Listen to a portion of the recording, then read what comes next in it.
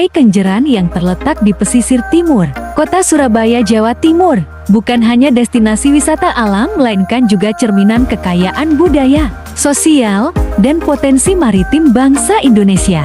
Dalam bingkai wawasan Nusantara, pantai ini menyimpan nilai strategis dalam konteks geografi, ekonomi, serta persatuan dan kesatuan bangsa. Dari segi geografi pantai, Kenjeran letaknya yang menghadap ke Selat Madura menjadikannya bagian dari jalur pelayaran lokal dan potensi pengembangan ekonomi maritim.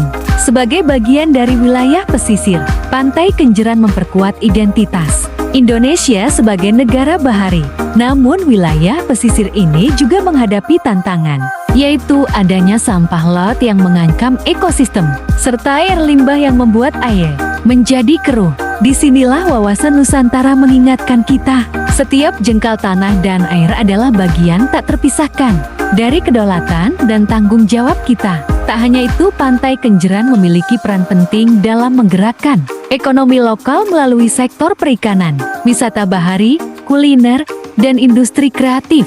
Selain itu, Pantai Kenjeran menjadi pariwisata yang mampu menarik wisatawan domestik maupun mancanegara.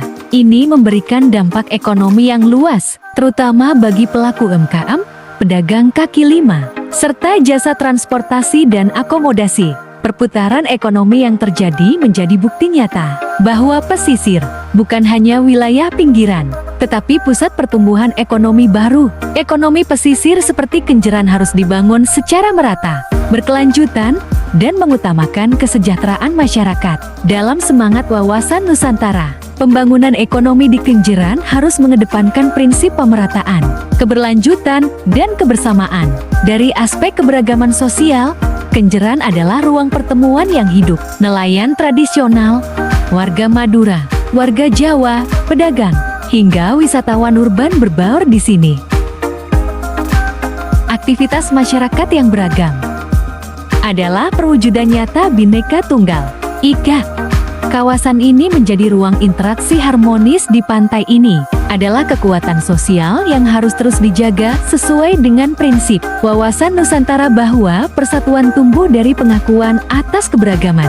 Dari segi pertahanan dan keamanan, kawasan pesisir seperti Pantai Kenjeran memiliki posisi strategis dalam menjaga kedaulatan wilayah laut Indonesia.